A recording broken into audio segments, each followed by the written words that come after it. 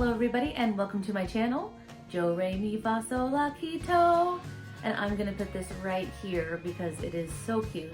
Jo Re Mi Fa Sol La Keto.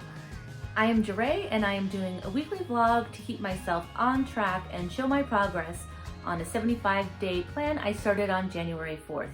We are on week 10. Let's see how I did.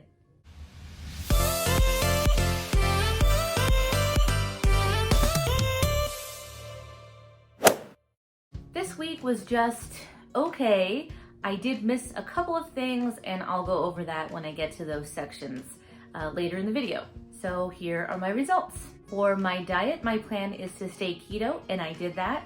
As I've mentioned in previous videos, I intermittent fast, I eat 2 meals a day and a bulletproof coffee. I meal prep for 3 meals every week. So this week, the first meal that I made was a chicken pozole. For those of you that are not familiar with pozole, it is a Mexican soup that's normally made with chicken or pork and hominy. And hominy is a corn product that is processed to make it softer.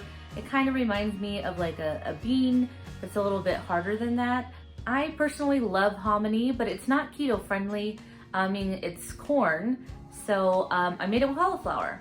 For toppings, I added the traditional cabbage, onions, radishes, lime, and oregano, and then I also added some fresh avocado.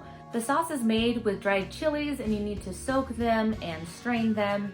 So it is kind of a lot of work and it does have a lot of ingredients. So this is something I probably wouldn't prepare very often, but it was nice that I could make, a kind of comfort food of mine and keto-fy it. I'll link the recipe that I followed below, but this one's not a keto recipe, so I did sub in the cauliflower for the hominy. For my second meal this week, I made chaffle pizzas.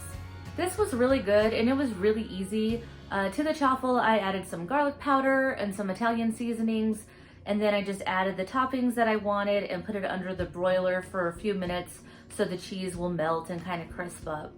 It's such a good and easy way to eat pizza and keep it keto. The third meal that I had for the week was a steak Cobb salad. This one was also really good and it was easy as well. The only things I really had to cook were the steak and the eggs. I decided to use bacon bits instead of bacon, so this did make the salad a little bit easier to put together. Also, another quick tip on hard-boiled eggs, just make them in the Instapot. You only need to do it for 1 minute. Let them kind of natural release and sit there for at least 5 minutes, and then you can finish the release if you want to. And then just put them in a bowl of ice water and they peel super easy. And they turned out really good. Not sure if you can see on the picture, but mine did not have a little green ring around the yolk. Just saying. Like previous weeks, I also incorporated a keto chow into my meals. This week, I did try mixing snickerdoodle and banana keto chow together to make a banana bread keto chow. It was kind of reminiscent of a banana bread batter. I wouldn't say it was exactly, but it was close enough and it ended up pretty good. I'll probably make that again in the future. For exercise, my plan is to work out for 1 hour a day, and I did that. This weekend, we had a really big snowstorm, and I'll post a picture real quick because, you can't see my deck at all. There is like a water table underneath all of that. But because it was snowing, I did have to incorporate some indoor workouts, so I did some workout videos and also did some weights and some abs. I really just can't wait for all this snow to melt so I can start running again. And I don't think I mentioned that yet, but I do want to start trying to run again. I didn't want to hurt my back, so I've been telling myself this whole time that if I can get down to 218 pounds, that I would start running again. And that's how much I weighed last time I started keto and how much I weighed the last time I started running after I had my son. Last week, I did try running 1 day and I didn't die, so that was great. But yeah, I was slow as hell, but I'm ready to start running again. For water, my plan is to drink 80 ounces a day, and I actually did miss 1 day this week. Yesterday was hair day for my daughter, and it was also daylight savings time, so I missed a few hours and I just didn't plan very well, and I ended up being under about 12 ounces. So far, this has been one of the hardest items for me to get done every day, and that's just to drink my water. For reading, my goal is to read 10 pages a day, and I actually did miss 1 day this week.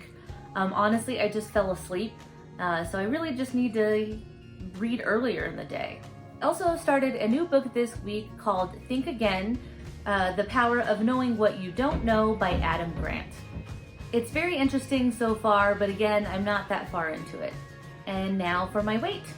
My current weight is 216.6 pounds. That's a loss of 0.8 pounds for the week and a total of 24.4 pounds so far. So I'm not really sure what happened this week. I think sometimes you do what you're supposed to do and you just don't see the scale move.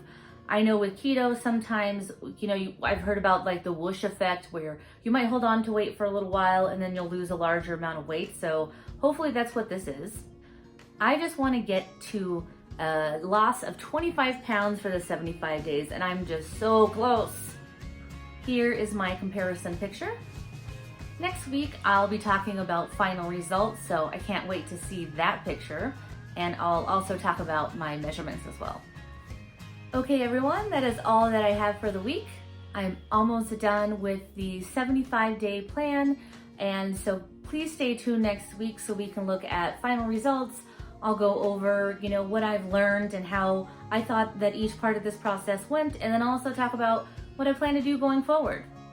Please like, comment, and subscribe, and don't forget to hit the little bell icon below to get a notification every time I post a new video. Come here. Come here.